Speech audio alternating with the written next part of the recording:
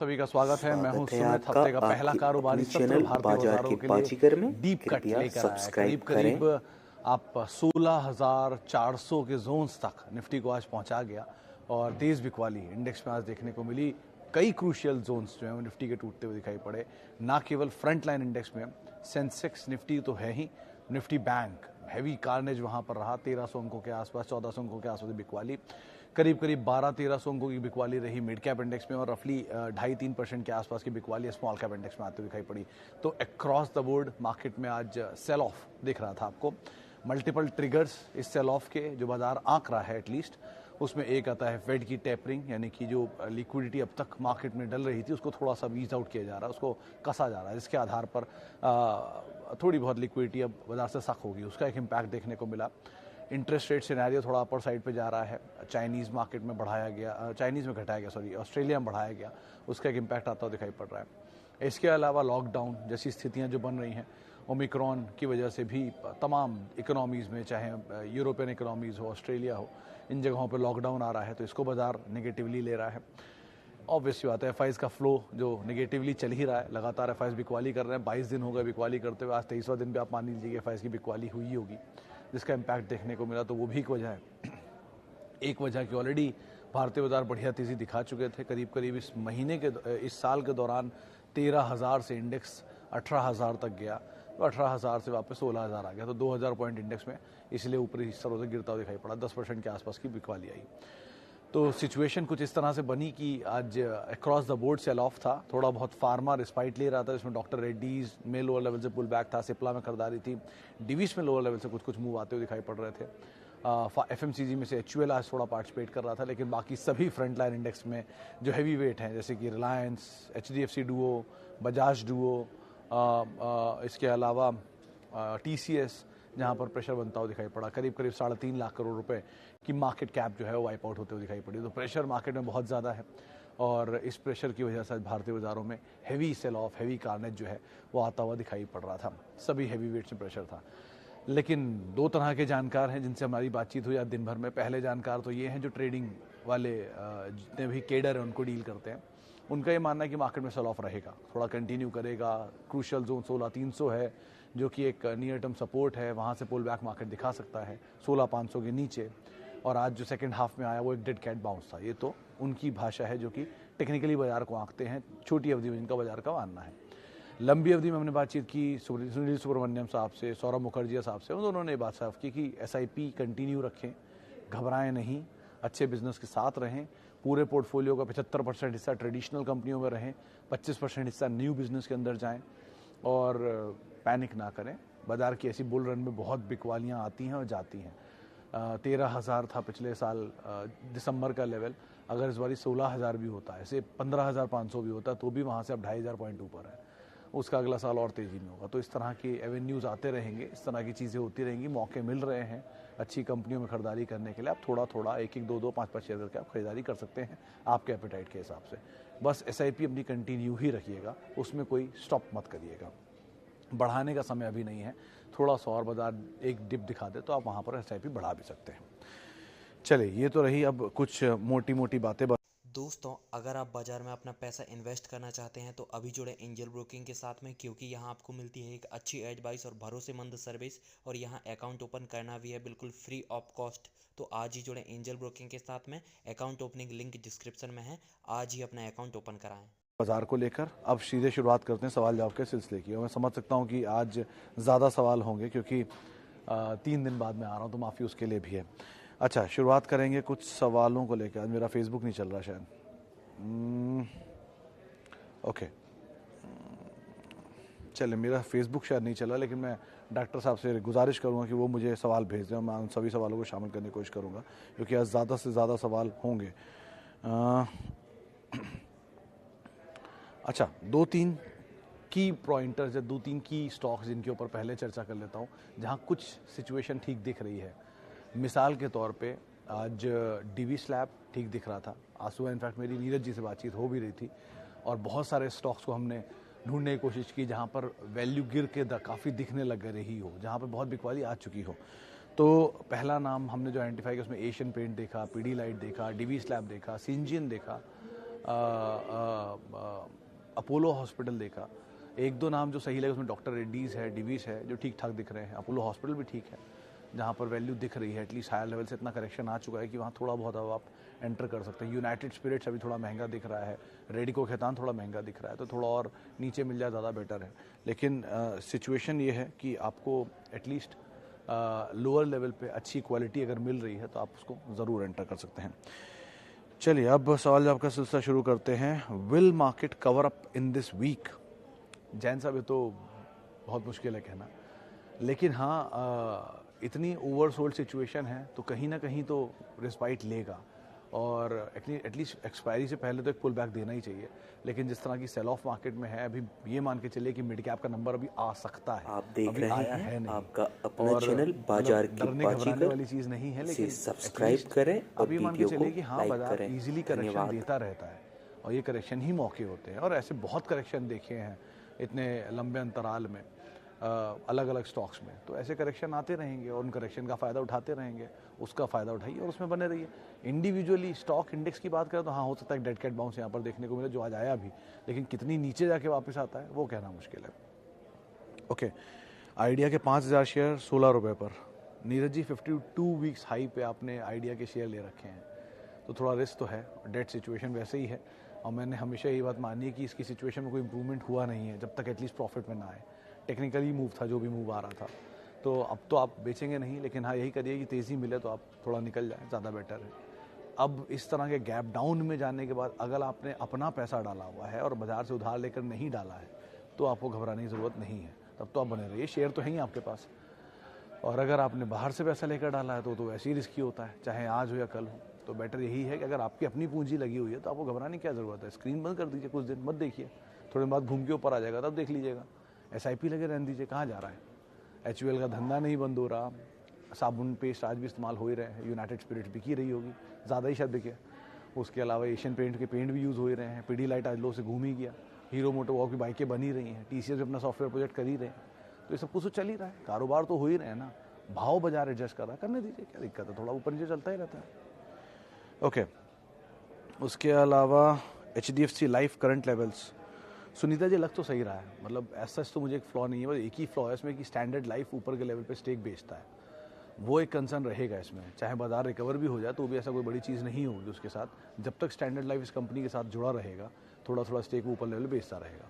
लेकिन having said that, insurance space में HDFC life is the largest player as of now listed space में, तो आप जा सकते हैं। कंपनी वाइज कोई फ्लॉ नहीं है, लेकिन ग्रुप का इशू अभी चल ही रहा है, वहीं प्रेशर है, प्लस स्टैंडर्ड लाइफ भी इंडिविजुअली है, तो थोड़ा बहुत प्रेशर रहेगा, थोड़ा थोड़ा आप ऐड कर सकते हैं, कोई इशू नहीं है। Lakshmi organic for long term, Sunny साहब कंपनी तो वैसे ऐसा कोई बुरी नहीं है, बस एक ही फ्लॉ है इसमें अभी के लिए कि आप नंबर्स को देखिए, क्योंकि जुबलेंट एनग्रेविया और लक्ष्मी ऑर्गेनिक दोनों ही सेम कारोबार में, दोनों में प्रेशर है। तो जो गुड टाइम्स है, गोल्डन टाइम्स पीछे गए हैं, वो वापस कितनी जल्दी लौट कर आएंगे उनको देखना होगा, इसलिए 2-3 क्वार्टर लगेंगे। लेकिन वैसे कंपनी बुरी नहीं है और अच्छे करेक्शन में मिल रही है, हायर लेवल से 50% ही शायद नीचे आ गया है, तो ठीक है, डस्ट सेटल हो रहा है, आराम से आप ले लीजिए, कोई दिक्कत नहीं। ओके, आगे बढ़ते हैं, और बहुत सारे सवाल आए हैं। पहला है विवेक चौहान साहब का SBI कार्ड रिलायंस।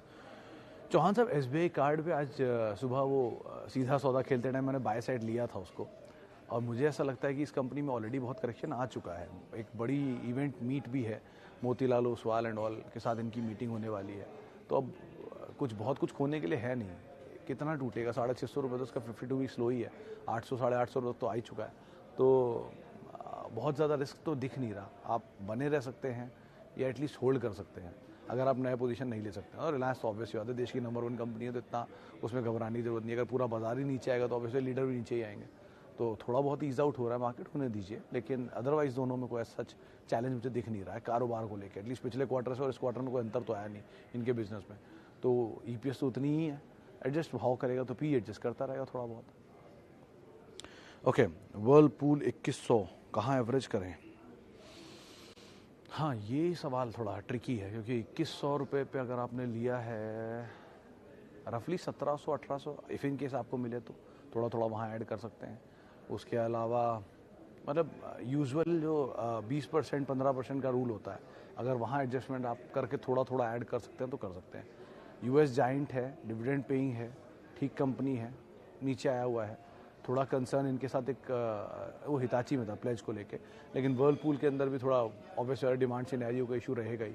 पूरे कंज्यूमर डिस्प्ले के दो ही बड़े प्लेयर हिताची और वर्लपूल दोनों 52 स्लो पर है, तो इसलिए थोड़ा इम्पैक्ट है, लेकिन ईज आउट हो तो वापस मूव आएगा अगर आप ऑप्टिमिज्म रखते हैं तो, ऑब्वियस ही बात है।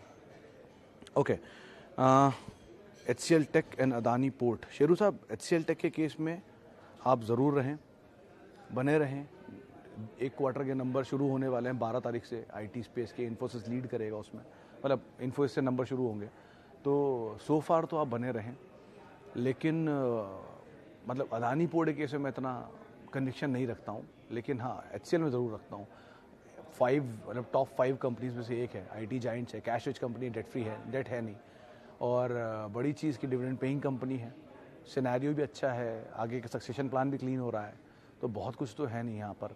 आईटी भागा हुआ है इसलिए थोड़ा महंगा दिखेगा आपको, लेकिन नीचे आ जाएगा तो थोड़ा और ऐड कर लेंगे। मतलब मैं उस दिन ही देख रहा था कि आईटी के FY 23-22 के जो वैल्यूएशन है उसमें HCL tech Mahindra 2 large cap में ठीक ठाक है, और मिड कैप में था उसमें बिरला सॉफ्ट और L&T ग्रुप की एक कोई कंपनी थी। आप देख रहे हैं आपका इनको अपना आप देख चैनल सकते हैं, बाजार चार की ठीक लग रही थी। बाजीगर, तो एज सच आप इसे उसके according सब्सक्राइब अपनी call करें यहाँ पर ले और सकते हैं। वीडियो को लाइक करें। ओके, धन्यवाद। उसके अलावा एक सवाल, एमी ऑर्गेनिक्स 6 महीने के लिए। पटेल साहब, अभी तो पहले चीज़ 6 महीने के लिए बाजार ट्रैक नहीं करता, मतलब 6 महीने में कुछ होता है क्या बाजार में? 6 महीने पहले और आपके बाजार में आपको अंतर नहीं समझ में आया कि बाजार में कितना पैसा चला गया उसके बाद? 6-6 साल, 7-7 साल की होराइजन रखिए तो उसमें कुछ वेल्थ क्रिएट होगी। आप अगर आज आपको सिचुएशन देखनी है तो ऐसे समझिए, बहुत क्लीन एग्जांपल आपको देता हूँ। मुझे 2 नाम याद है इसलिए उन्हीं से बात शुरू करूँगा। 1000 रुपये का यूनाइटेड स्पिरिट्स 900 रुपये पे आ गया, 800 रुपये पे आ गया, चलिए 200 रुपये नीचे आया, 20% टूट गया। कितने दिन में? शायद 1 से 2 महीना हुआ होगा। लेकिन यही यूनाइटेड स्पिरिट को अगर आप 6 साल के टाइम होराइजन में देखेंगे तो वही यूनाइटेड स्पिरिट आपको 150 रुपये का शेयर आज दिखेगा, या 250 रुपये का शेयर आज 1000 रुपये दिखेगा। 4 टाइम्स होने के बाद 20% टूटा है।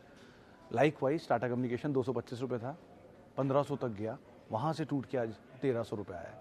तो आप उस पिक्चर को देखिए या ये पिक्चर को देखिए, वो आपके ऊपर है। लेकिन होराइजन अगर आप देंगे, अच्छी कंपनी देंगे तो रिटर्न मिलेगा ही। ऑब्वियसली बात, उसका प्रॉफिट ग्रोथ होगा, EPS ग्रोथ होगा, तो अपने आप शेयर भी फॉलो करेगा।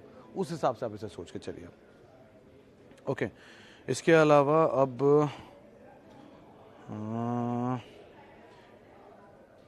IEX सेल या बाय?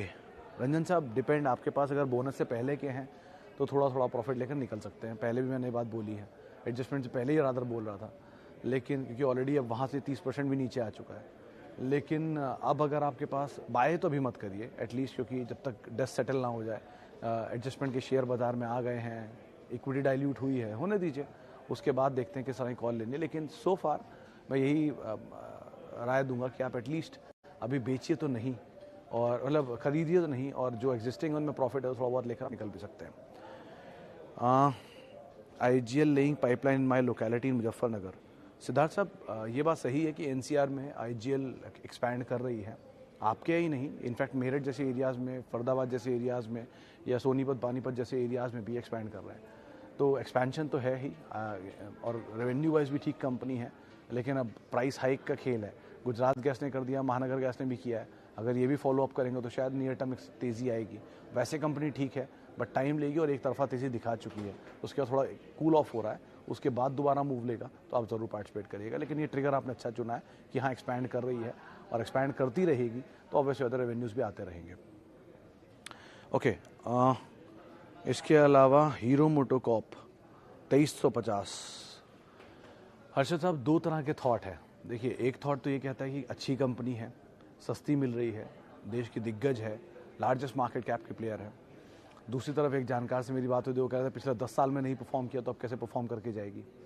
तो आप किसकी पैरवी करना चाहते हैं वो आप देखें, लेकिन सिचुएशन एज सच कंपनी में तो नहीं है इंडिविजुअली, और ग्रोथ भी है सेक्टर की। अगर लीडर पार्टिसिपेट करेगा तो ये भी पार्टिसिपेट करेगा। अब कितना नीचे से पार्टिसिपेट करेगा उस पर डिपेंड करता है। 2600 पे आपने लिया, 1600 से घूम के वापस 2600 आ गया तो आपको कुछ नहीं मिलेगा, लेकिन 1600 पे लिया और वहाँ से घूम के ऊपर आ गया तो बहुत कुछ मिलेगा। तो कंपनी अच्छी है, भाव कहाँ मिलता है उस पर डिपेंड करता है। अगर आपको ट्रस्ट है कंपनी के बिजनेस पर, मैनेजमेंट पर, ग्रोथ पर, सेल्स पर, तो आप ज़रूर इसमें फॉलो करें, ज़रूर रुकें। वैसे कंपनी में इंडिविजुअली स्ट्रक्चरली कोई प्रॉब्लम नहीं है, लेकिन हाँ बाज़ार के सिनेरियो के साथ पलट जाए सिचुएशन तो बात अलग है, लेकिन अब तक फंडामेंटली तो कोई ख़ास बदलाव नहीं दिख रहा है इस कंपनी के अंदर। ओके, इसके अलावा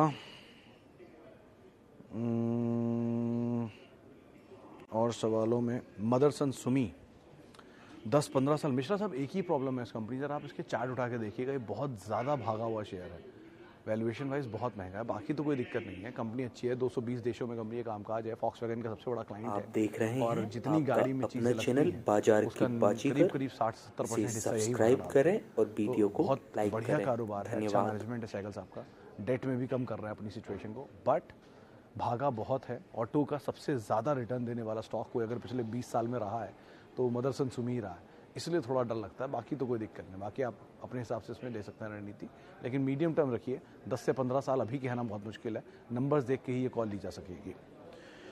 ओके, और तो सारे सवाल मैंने शायद ले लिए हैं कि चलिए आज फिलहाल इतने ही सवाल मेरे पास आए फेसबुक पे जितने मैं ले पाया, और बाकी मेरा फेसबुक चल नहीं है तो जितने डायरेक्टर साहब ने भेजे उन सब पे बातचीत कर ली मैंने। बहुत बहुत शुक्रिया उन सभी लोगों का जिन्होंने सवाल पूछे। माफ़ी पहले तो 2-3 दिन की लगातार ना आने की वजह से, और आज के लिए भी जिनके सवाल मैं नहीं ले पाया। आपसे मुलाकात होगी कल, कोशिश रही कल तो मुलाकात होगी, और आप मेरे साथ जुड़ सकते हैं @सुमित रिसर्च मेरा ट्विटर हैंडल है। एक चीज़ का बस आप ध्यान रखिएगा, मार्केट में सेल ऑफ आते हैं, पहले भी आए हैं, पहली बार नहीं आ रहा है। अगर आपके पास शेयर हैं, आपकी अपनी पूंजी के हैं, आपके लॉन्ग टर्म होराइजन के लिए हैं और बढ़िया क्वालिटी है, तो घबराने की ज़रूरत नहीं है, आराम से आप उसमें और पोजीशन ऐड कर सकते हैं। लेकिन आपके पास शेयर हैं फ्यूचर में, जिसका टाइम स्पैन है, जिसमें पैसा देना है आपको एमटीएम का, या आपकी शेयर की कंपनी क्वालिटी ख़राब है, आईपीओ है जिसका अभी तक कोई आगे का ग्रोथ रेवेन्यू नहीं पता है आपको, या पॉसिबिलिटी नहीं पता है आपको, तो उसमें आप एटलीस्ट ये कर सकते हैं कि एटलीस्ट होल्ड करें, पैनिक में ना आए जब तक सिचुएशन क्लियर ना हो। सिचुएशन क्लियर तभी होगी जब नंबर्स आएंगे, वापस घूमेगा, निकल सकते हैं। लेकिन अगर फ्यूचर में है तो थोड़ा रिस्की है, तो ट्रेड जोन में आता है, तो फिर उसके लिए तकनीकी जानकार आपको बेस्ट ऑप्शन देंगे। बढ़िया कंपनी है, पेशेंस रखिए, समय ख़राब आते हैं जाते हैं, फिर निकल जाएगा, बढ़िया समय आएगा। HUL कुछ दिन पहले ईयर लो की तरफ जा रहा था, आज वापस पुल बैक में आ गया। तो ऐसी कई कंपनियां घूमती ऊपर नीचे करती हैं, आप आराम से उसके साथ बने रहिए, बुरे समय में साथ दीजिए, अच्छे समय में रिटर्न आएगा। इसी नोट के साथ फिलहाल का कम इतना ही। नमस्कार।